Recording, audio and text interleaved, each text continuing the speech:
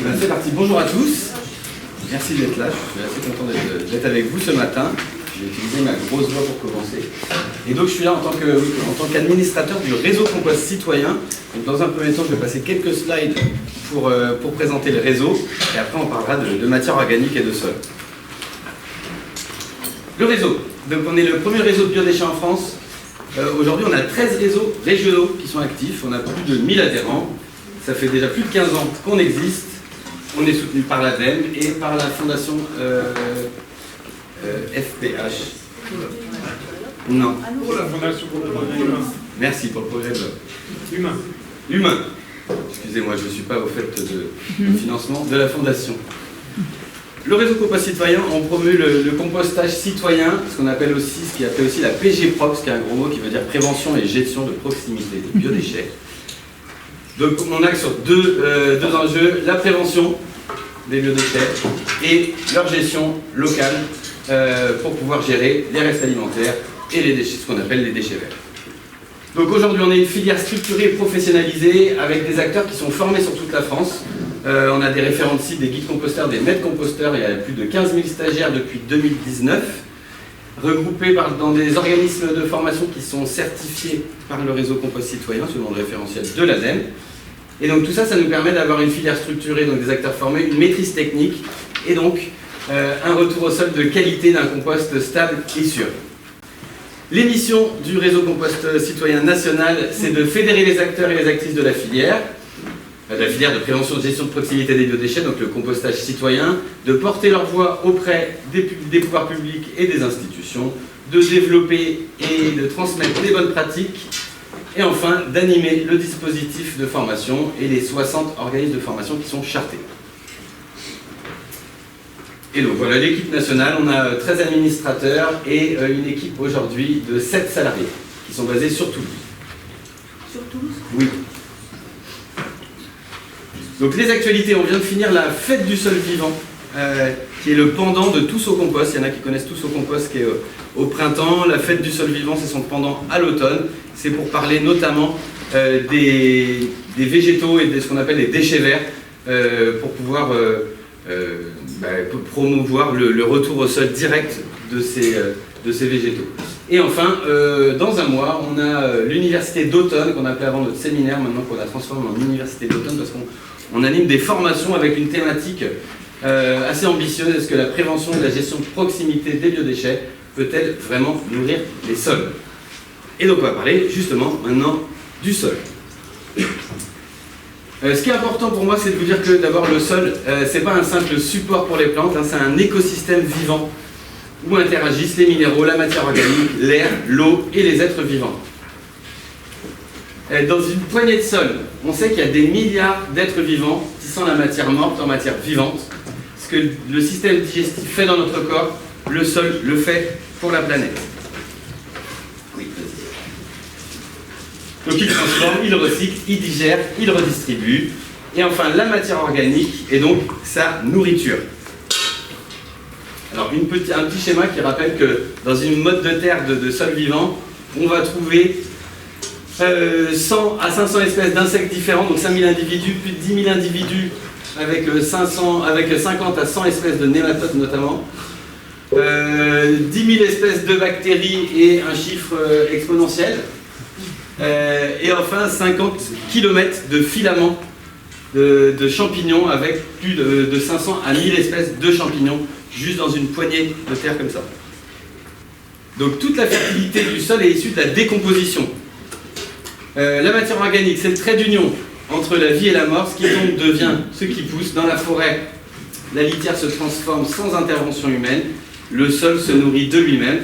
Dans nos jardins, c'est à nous de rejouer ce cycle, rendre au sol ce qu'on lui a prélevé. Alors, dans la forêt, d'accord, dans nos jardins, on ne veut pas refaire une forêt pour autant. Ok ? Ce qui pousse en forêt ne pousse pas dans nos jardins, c'est des milieux particuliers, mais c'est l'idée de se dire que c'est transformer, c'est forcément manger la matière organique et c'est forcément transformer derrière. Ça va? Alors, il y a une chose qui n'était pas évidente dans la préparation d'aujourd'hui, c'est que je ne sais pas le niveau des uns et des autres. Donc j'ai essayé à la fois d'être généraliste et en essayant d'être spécifique sur des données, donc il ne faudra pas hésiter après dans le temps d'échange et de questions à à questionner, justement. Et donc, je voulais vous parler de la minéralisation. Il faut comprendre que la décomposition qui est assurée par une chaîne d'organismes complémentaires, donc on a des décomposeurs, ça y est, on a des moi je vais pouvoir calmer un peu ma voix. Je vais pouvoir la garder pour ce soir. Donc, les décomposeurs primaires, on va retrouver des vers, des insectes, des colomboles. Et d'ailleurs, je vous conseille ce super documentaire qui s'appelle Planète Colombole, qui était passé sur Arte et qu'on peut retrouver sur les plateformes. Donc, les décomposeurs primaires et les décomposeurs secondaires, les bactéries et les champignons qui, eux, vont minéraliser. Ok ? Les décomposeurs primaires, ils vont fragmenter, et ensuite, les bactéries, les champignons vont minéraliser. Et donc, minéraliser, c'est passer de l'organique au minéral. Marie, je veux bien que tu passes à suivre. Bonjour.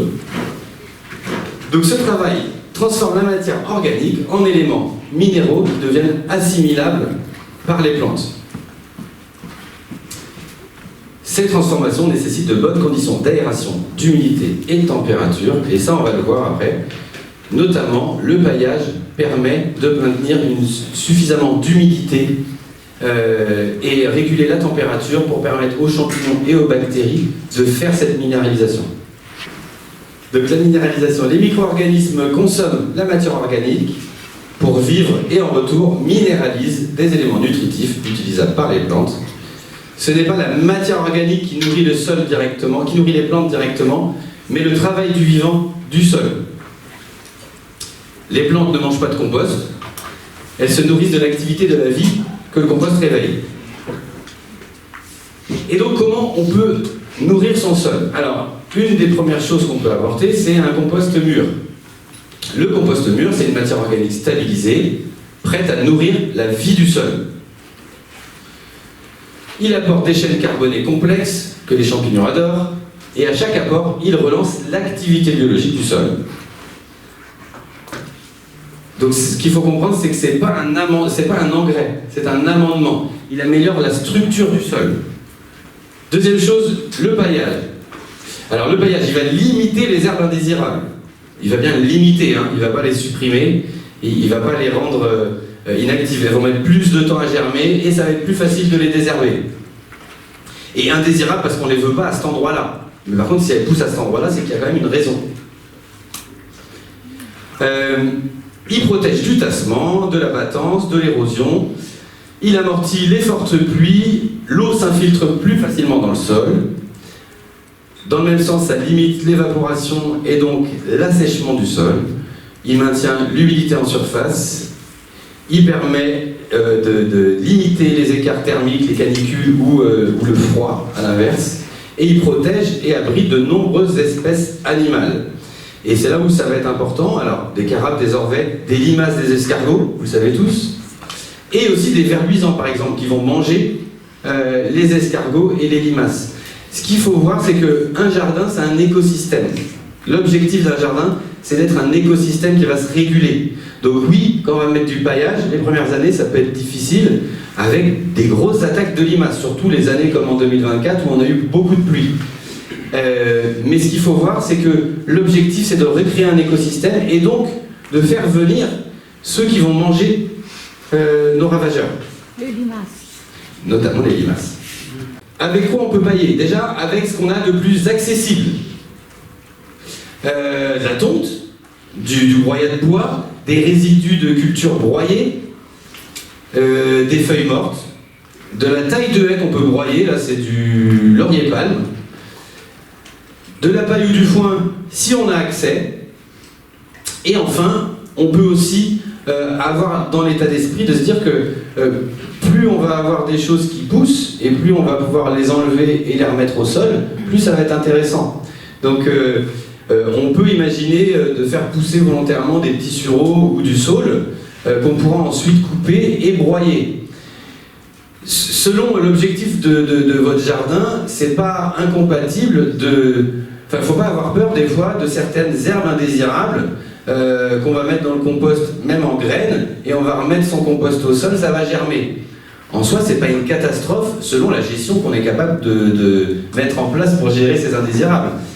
Parce que quand on va les nettoyer, quand on va désherber, et ben on va pouvoir les remettre au sol, et c'est toujours de la matière organique qu'on va remettre au sol.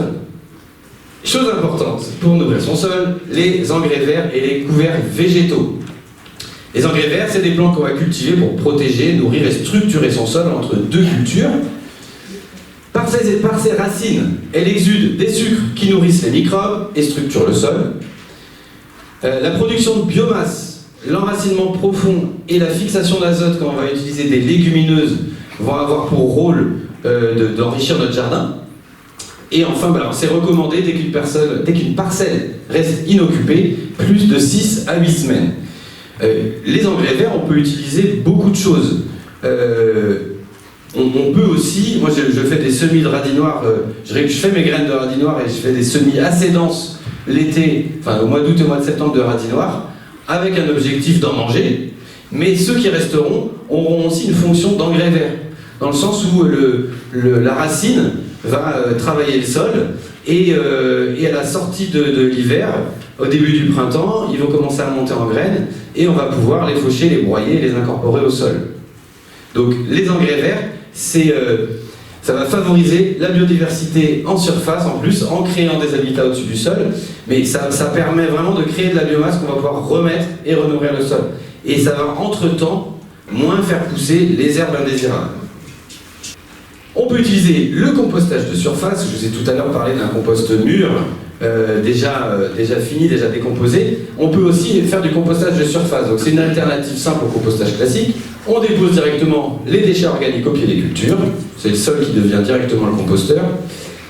Les organismes du sol les dégradent progressivement, sans manipulation comme dans un compost.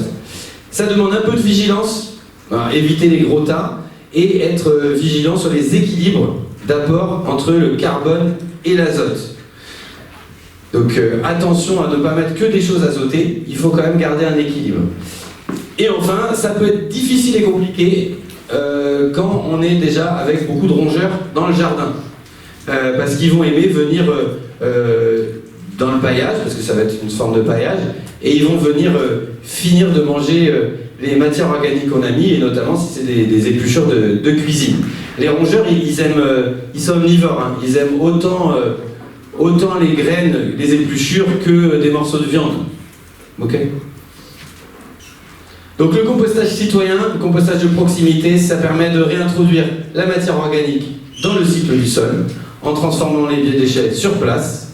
On évite le transport et la perte de matière, on recrée une ressource fertilisante et locale, et on réapprend la gestion de la matière organique à une échelle humaine. Le compostage citoyen permet de fermer la boucle localement, en redonnant au sol ce que nos modes de vie ont tendance à extraire. On n'invente rien. Tout ce que fait l'homme se passe déjà dans la nature, et donc c'est le compost, c'est l'idée.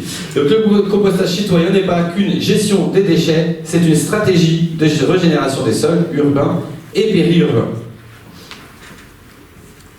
Et je pense que je suis allé assez vite. Donc ma présentation est finie, c'est génial parce que ça va surtout nous permettre de passer à des questions. C'est pour ça que j'ai été aussi assez généraliste, pour vous permettre de poser des questions. Par exemple, s'il y a besoin d'expliquer le rapport carbone-azote, ou de parler de carbone et d'azote tout court, c'est faisable. Est-ce qu'il y en a qui ne savent pas ce que c'est, le rapport carbone-azote, ou qui ne différencient pas les matières azotées des matières carbonées? Il y a quelqu'un? Donc les matières azotées, je vais quand même le faire, c'est tout ce qui est mou, vert et humide. Nos déchets de cuisine. Donc même si, alors j'ai dit une bêtise, j'ai dit vert. C'est généralement, on les appelait comme matière verte, mais c'est surtout mou et humide. Une peau de banane, alors ça peut être vert, mais c'est pas très bon quand on la mange vert. Voilà. Donc l'idée c'est mou et humide, et donc c'est plein d'azote. Et ça se décompose très rapidement. Alors qu'à l'inverse, les matières carbonées vont être dures et secs, et vont mettre beaucoup de temps, à se décomposer. Ah, ça vient. Faut pas que je mette ma main où? En dessous? Ok, donc je vais essayer de le garder comme ça. C'est très technique. Donc ce qu'il faut retenir aussi dans le azote et carbone, c'est que tout ce qui est azoté va avoir un effet plutôt d'engrais. Ok? Alors que tout ce qui est carboné va plutôt avoir un effet d'amendement. Donc quand on va mettre un paillage de tonte fraîche, alors déjà il ne faut pas dépasser les 2 cm, pas plus, quand elle est fraîche encore. Mais ça va être boostant pour la vie du sol. Ok? Alors que quand on va mettre quelque chose de beaucoup plus carboné, de la paille ou des copeaux, ça va être structurant, c'est-à-dire que ça va améliorer le sol, mais sur le long terme. Ça va? Ok, on va pouvoir passer aux questions, si vous en avez. Oui, ça y est, c'est parti. On fait passer un micro? J'espère qu'il a eu le temps de charger. Elle m'a montré comment on fait. S'il y a un truc qui s'ouvre. C'est moi.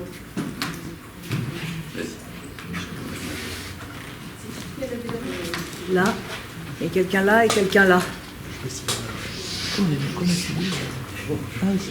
Bonjour, merci. On a un petit peu parlé hier du compostage, des sites de compost qui ont été installés là, depuis le 1er janvier 2024 et qui passent notamment souvent en plateforme de compostage industriel.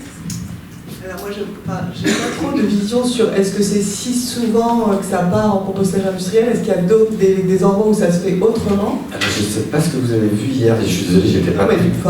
Bon. Et c'est en général, c'est soit... alors, on parle peut-être de deux choses différentes.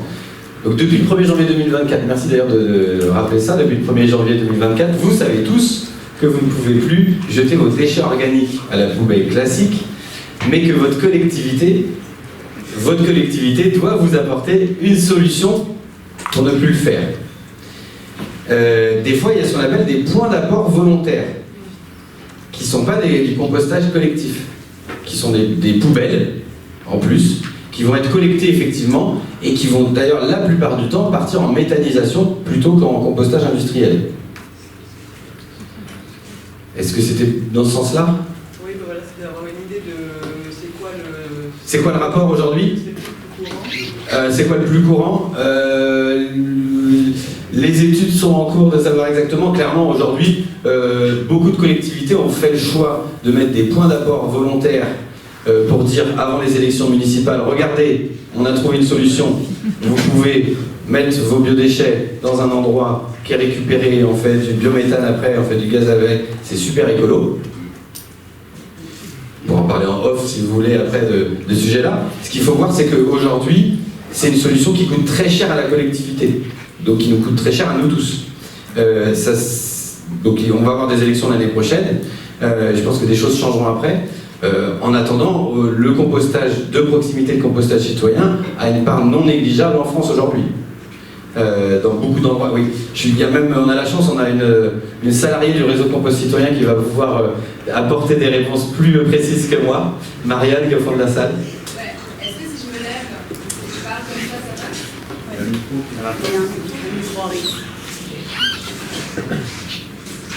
J'ai des chiffres vraiment très récents, puisque la semaine dernière, j'étais avec l'ADEME sur le sujet du déploiement des bornes d'apport volontaires pour collecte en méthanisation et en compostage industriel et sur le compostage de proximité.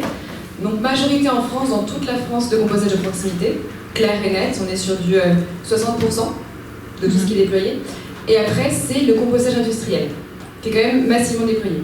C'est plutôt en région parisienne qu'on commence à avoir de la méthanisation, vraiment, mais sur l'ensemble, les méthaniseurs sont encore très peu présents en France, surtout sur toute la moitié sud, d'où on vient nous. C'est plutôt compostage industriel. Et si on parle de hiérarchie, de gradation, le plus intéressant resterait la proximité, en tout cas sur le terme de composition des composts aussi.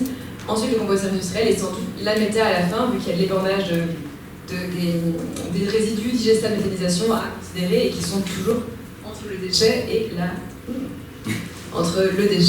l'amendement. Est-ce que ça répond à la question? Mais oui, en Ile-de-France, effectivement, comme c'est très dense urbanement, ça a été beaucoup sollicité de mettre en place de la collecte pour la méthanisation. Oui, chez moi, on ramasse, c'est région parisienne, on a les poubelles spéciales et une fois par semaine, ils viennent chercher mes qu'est-ce qu'ils font. Du coup, désolée, je prends. Moi j'avais une question. En fait, il y a pas mal d'écoles qui m'appellent pour mettre en place des composts. Et a priori, je suis hyper favorable d'apprendre ça aux enfants. Mais on est sur un territoire qui a plein de rats. Est-ce que vous avez des retours d'expérience ou des solutions pour pouvoir mettre en place des composts et éviter qu'il y ait des proliférations de rongeurs et quel compost installer? Qu'est-ce que vous voulez dire par quel compost? Quel type de composteur? Ok. Alors, il existe des solutions comme des grilles anti-rongeurs qu'on peut mettre en dessous, des choses comme ça. Une des meilleures choses, ça reste quand même de dératiser, de demander de dératiser avant de les installer, de venir régulièrement pour pas que les rongeurs s'installent et qu'ils voient que c'est pas un endroit qu'ils voient que c'est un endroit plutôt toujours actif. Et après de la surveillance régulièrement, effectivement. Il n'y a pas de solution de miracle.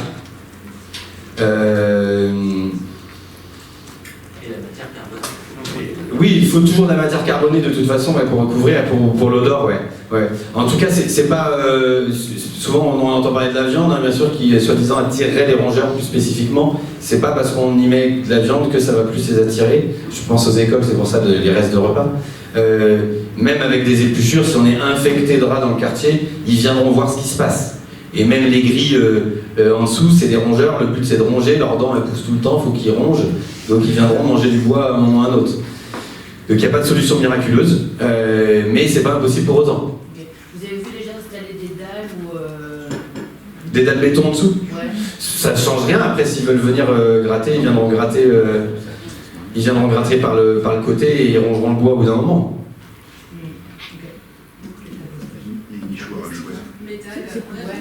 Et avoir des nichoirs, monsieur dit aussi qu'il faut avoir des nichoirs à chouettes pour manger les rongeurs. Mais c'est le déséquilibre de nos villes, hein, le déséquilibre urbain, fait qu'effectivement, les ravageurs, ils sont assez costauds. Oui, monsieur. C'était juste sur la question des collectes, des points de collecte pour la méthanisation. Moi, dans ma ville en Haute-Savoie, c'est des bornes qui sont métalliques, qui sont hermétiques, qui sont en plein, qui sont à la vue. Et donc, quand il se met à faire 40 degrés dans nos villes, ce qui arrive, est-ce que quelqu'un a un peu fait la statistique possible de risque de méthanisation on-site, quand il fait 40 degrés et sans doute même plus dans la borne, parce que il n'y a pas eu d'études, je pense, spécifiques, mais clairement, comme vous dites, il y a forcément du méthane qui se dégage. D'ailleurs, il y en a 20 000 ou 30 000 déjà des bornes comme ça. Oui, il y en a énormément. Mais même quelqu'un qui fait du compost sans avoir compris la recette du compost, à savoir qu'il faut un équilibre entre le carbone et l'azote, si tu mets que des épluchures dans ton compost et que tu mets pas de matière carbonée, tu vas faire du méthane au fond du jardin. Alors en quantité faible. Mais c'est peu très peu dans le compost, oui. Parce que les conditions. Alors que là, c'est doublement isolé. Les gens vont mettre leurs déchets dans des sacs plastiques, dans une benne classique, dans une boîte métallique peinte en sombre. C'est clairement pas la solution qu'on promeut. C'est quand même collecté très fréquemment. C'est collecté une fois par semaine. Ouais. Deux fois quand il fait très chaud. Mais après, c'est pareil, hein, les usines de méthanisation, il y a beaucoup de fuites aussi. Hein. Oui, allez-y. Bonjour. Est-ce que vous avez abordé le sujet du compostage à partir d'urée et de matière Non, on n'en a pas parlé. Du compostage de toilettes sèches? Ouais. Alors, le réseau compost citoyen, on parle dans nos formations notamment du compostage de toilettes sèches, mais c'est vrai qu'il y a un réseau qui s'appelle le réseau RAE qui porte ça, réseau assainissement écologique, qui porte ce sujet-là. Mais c'est un compost qui est très très intéressant, effectivement, même si c'est bien aussi de faire pipi directement dans le jardin plutôt que de se faire passer le bac. L'urine, c'est cool, pour ceux qui connaissent le petit jeu de mots. Il y a un magnifique badge qui existe, l'urine c'est cool. C'est très pratique, c'est très efficace d'utiliser en direct dans le jardin. Et encore plus, mesdames, parce qu'il y a des hormones féminines que les champignons adorent dans votre urine. Donc n'hésitez pas à faire pipi au jardin. Et c'est toujours mieux que dans l'eau potable. Pardon. La question suivante, notamment dans votre collectivité, Victor Hugo parlait lui-même faire référence dans Les Misérables, de collecter les eaux de toute la ville de Paris qui pourraient être fertilisantes que les champs qu'il y avait à l'époque autour ont autant disparu. Oui, complètement. Et il y a le projet Okapi. Okapi, alors avec le K pour caca et le P pour pipi, qui est porté notamment par RAE, qui travaille sur ce sujet-là. Ils ont fait leur colloque, ils ont fêté leurs 10 ans, merci, en septembre.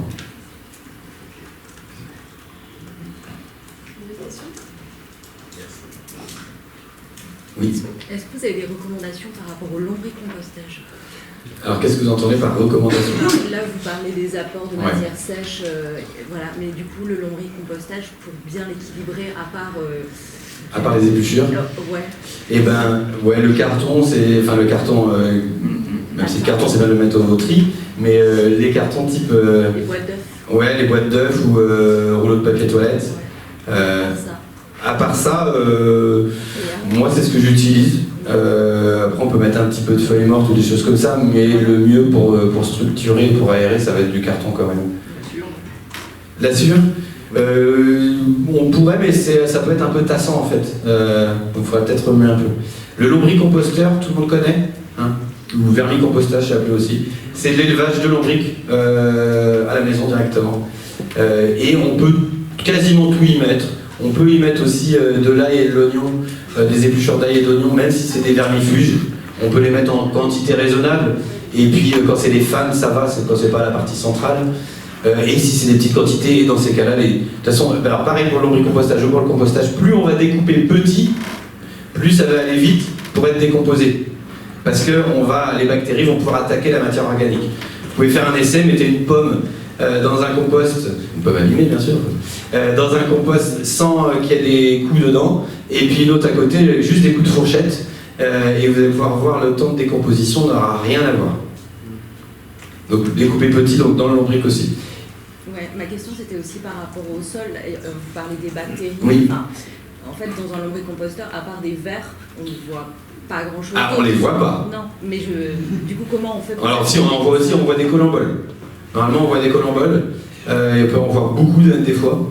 Des colamboles, c'est des toutes petites bêtes blanches, hein, ouais, qui sautent, qui font 3 tours sur là, qui sautent. Et qui mangent notamment, qui régulent les champignons. Donc on a forcément des champignons dans un lombricomposteur et ben, les colomboles vont avoir ce rôle de régulation.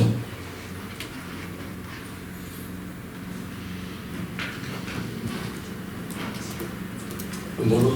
J'ai une petite question, s'il y a des retours d'expérience ou des projets qui visent à collecter donc, ces biodéchets pour les apporter sur un site de maraîchage par exemple. Alors oui, il y a un réseau qu'on appelle frère ou cousin au réseau compost citoyen qui s'appelle le réseau compost in situ, qui a été créé par les membres fondateurs du réseau compost citoyen. Le réseau compost in situ, c'est des structures en France qui collectent en camion ou en vélo, qui collectent localement et qui vont composter localement avec des maraîchers, avec des agriculteurs, pour que cette matière organique elle retourne directement à ce niveau-là. Ouais. Réseau compost in situ, qui développe des formations justement aussi sur les micro-plateformes. Donc oui, il y a le compostage de proximité, le compostage industriel, et entre les deux, on a ce que le réseau compost in situ a appelé le compostage de territoire. L'idée c'est que sur un territoire, on puisse mailler pour que les biodéchets puissent être compostés au plus près, avec de la qualité, pas de façon industrielle, et avec un retour direct pour les maraîchers notamment. Oui, monsieur. Oui, c'était à propos des végétaux qu'on peut mettre dans un compost, parce qu'a priori, en théorie, on peut tout mettre, mais quand je voyais le laurier palme et puis le tuya, enfin tous les déchets de taille qui sont pas forcément recommandés, c'est pas ceux qui se dégradent le plus facilement. Voilà, quels sont les végétaux à utiliser? Et puis surtout le problème, c'est que quand on fait les tailles, on a des quantités énormes, donc ça fait des gros déséquilibres si on met tout dans le compost. Enfin, comment vous gérez ce genre? Ah, complètement. Si vous faites d'ailleurs la taille de laurier palme, je la mettais plutôt directement en paillage, c'était pour illustrer le paillage. Parce que, en général, ce qu'on va appeler les déchets de jardin, c'est beaucoup mieux de les utiliser directement en paillage pour un retour au sol direct. Ça va stimuler la vie du sol, ça va être beaucoup plus intéressant. C'est Denis Pépin qui écrit beaucoup dans 4 saisons et qui fait partie aussi du réseau Compost Citoyen qui explique beaucoup ça. C'est vraiment plus intéressant de le mettre directement au sol que de le remettre au compost. Après, si on n'a pas assez de matière carbonée, eh ben on va broyer ces tailles de haies, on va les stocker pour utiliser dans le compost tout au long de l'année. Mais il n'y a rien d'organique qui ne peut pas soit passer par le compostage, soit être mis directement au sol en paillage. Bien sûr, il y a des choses qui vont ralentir, comme vous avez dit, le broyat de chêne, il y a beaucoup de tanins, les résineux vont mettre un peu plus de temps, mais il n'y a rien d'embêtant. Et si on a beaucoup de résineux et qu'on les passe par la phase de compostage, en sortie de compost, le pH sera neutre. La phase de décomposition va passer par de l'acidification, etc. Mais à la fin, on sera sur une neutralité. Donc pas n'avoir peur non plus. Oui. Juste une remarque par rapport au laurier-palme, vu que ça reste une plante cyanogène, avec des allélopathies négatives assez fortes, donc à utiliser en paillage qui va se décomposer très lentement, pas sûr. En fait, il faut être stratégique. Où est-ce que je le mets?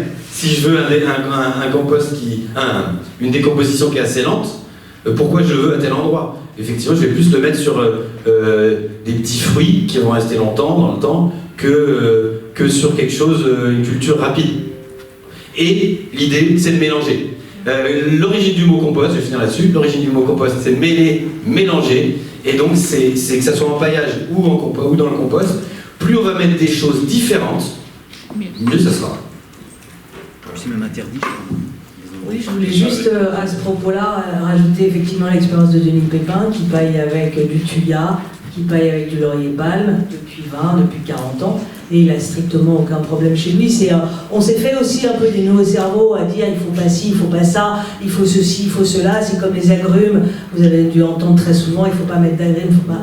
Bon ben voilà, c'est ce que dit aussi Mathieu, on entend beaucoup, il ne faut pas de reste de viande. En fait, la réalité, elle est moins complexe que ça par moment. Et puis effectivement, si vous avez par contre, j'imagine, 4 km linéaires de thuya et que vous mettez ça entièrement en paillage sur les mêmes produits, là ça ne va pas marcher. Mais sur un certain nombre, dans votre jardin d'ornement et dans une moindre mesure, mais en petite quantité dans votre potager, il n'y a aucun souci. Et puis ça me fait penser à une dernière chose. Les tomates pleines de mildiou, est-ce qu'on a une question comme ça? Est-ce qu'on peut les mettre au compost? On peut les mettre au compost, mais on peut très bien les utiliser en paillage direct au jardin. Le mildiou, il a besoin d'un être vivant pour continuer à vivre, donc quand on va le remettre, il va pas continuer. Et puis de toute façon, l'année d'après, si on a les conditions d'eau et de température, qu'on ait mis ou pas l'année d'avant des tomates avec du mildiou, il sera là. Et à l'inverse, s'il n'y a pas les conditions, il ne sera pas là. Donc je pense qu'il ne faut pas avoir trop peur quand on ne joue pas notre revenu économique derrière. On a tous envie d'avoir des jardins avec le plus de récoltes possible et le moins de maladies possible, mais quand on ne joue pas notre revenu direct, il ne faut pas avoir trop de crainte. Est-ce qu'il y a encore des questions? Parce que il y a une pause qui est proposée, mais on peut aussi se passer de la pause, si vous voulez, passer aussi à l'intervention de Joseph, sachant qu'on fera vraiment la pause celle de la suivante, ça sera à 10h45. Donc s'il y a des questions encore, pourquoi pas? J'ai la terre argileuse. Vous avez de la chance. Je sais. Mais comment l'améliorer? C'est voilà, compost. Oui, c'est ça. Matière organique, matière organique, matière organique. Régulièrement, engrais vert. Faire pousser des plantes pour que ça, justement, les racines travaillent. Et ne pas hésiter, oui, à mettre régulièrement de la matière organique et notamment de la matière organique structurante comme du broyat, qui va permettre à ce que l'air circule. Voilà, la difficulté d'un sol très argileux, c'est que l'air circule mal. Pour autant, ça reste les meilleurs sols avec le plus de minéraux. Oui. Je me demandais si vous voyez aussi des débouchés en termes de travail, des emplois qui se créent, notamment avec la diversification, avec ce déploiement de compostage de proximité. Moi, je bosse en chantier d'insertion et on fait notamment du compostage avec les salariés d'insertion qui adorent cette activité. Mais on a vachement de mal à passer l'étape d'après, c'est-à-dire de trouver un emploi pour ces personnes-là dans ce secteur-là. Oui, effectivement, ça va être pour trouver un emploi après pour des personnes qui viennent de l'insertion, c'est pas évident. C'est possible, mais c'est pas hyper évident. On a besoin encore que les collectivités développent encore plus le compostage de proximité et l'accompagnement des sites, parce que les personnes en insertion peuvent être notamment des très bons référents de sites. Des fois, guide composteur, c'est un peu difficile parce que, notamment sur l'écrit ou le parler français, ça peut être difficile.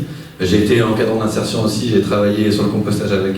Donc effectivement, ils sont passionnés de compostage, ils arrivent très bien à suivre des sites, mais ça peut être un peu difficile pour certains postes. Pour ça, il faut clairement que les collectivités mettent les sous, mettent des marchés pour permettre un suivi régulier des sites et que des structures d'insertion puissent postuler. Parce que là, on voit beaucoup de bénévoles qui gèrent les sites et très peu d'emplois qui sont créés.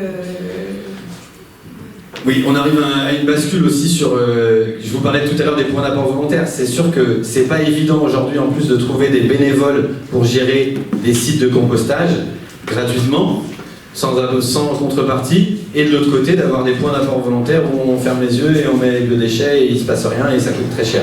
Donc oui, il y a les élections municipales qui arrivent, il va falloir faire du lobbying aussi auprès des élus pour leur parler de tout ça. Complète aussi sur les emplois créés. En fait, dans tout le travail du réseau Compost Citoyen, c'est aussi justement de valoriser tous les métiers qui sont développés depuis 15 ans. Et en réalité, si on observe pas mal, on commence à avoir un observatoire des métiers, et le nombre de créations de postes, maître composteur, etc., que ce soit en collectivité ou en entreprise ou en scope, etc. Et maintenant aussi, ce qu'on commence à accompagner, c'est de plus en plus d'agglomérations, de métropoles, qui vont mettre en place justement des suivis de sites professionnels. Donc, certes, le compostage de proximité, l'objectif quand même qu'on avait initialement dans le réseau, qu'on a toujours, c'est d'apprendre aux gens à faire et que la transmission puisse se faire de tout le monde. C'est vraiment un savoir-faire qui est quand même assez simple en fait. On connaît la recette, quand on la connaît, quand on la transmet, c'est cool. Et donc, on est quand même, on pense que c'est très important que les citoyens et citoyennes soient impliqués et dans nos adhérents, c'est une majorité, c'est un bon tiers de citoyens. Mais on se dit aussi pour les composteurs partagés de plus de 40 foyers, 50 foyers, ça vaut le coup d'avoir des processus d'accompagnement plus de la collectivité. Et là, notamment, il y a une étude qui est en train de se faire sur Bordeaux Métropole, donc l'agglomération bordelaise, où ils sont en train de développer des postes payés, soit fonctionnaires territoriaux, soit de prestataires d'associations, pour faire ça. Le retournement, le brassage, même parfois animer un site avec des cafés compost, ce genre de choses. Donc si on observe, c'est plus lent, mais il y a vraiment la création de métiers dans le domaine, et on aimerait bien qu'il y en ait plus, et on fait aussi au niveau national pas mal de plaidoyer auprès du ministère de la Transition écologique pour qu'on fasse reconnaître ces métiers et pour qu'on accompagne ça. Mais c'est vrai que sur l'insertion, les métiers d'ouvrier d'espace vert, avec ces plus-values de compostage, peut être un plus derrière pour trouver un poste à ce niveau-là, quoi. Et ça va pas être juste référent de site, ça va être aussi à côté ouvrier d'espace vert. Je prends une dernière question, il nous reste 2 minutes, c'est ça? Bonjour, je voulais savoir si vous avez des conseils pour le compost en permaculture. J'en fais sous les pots de fleurs,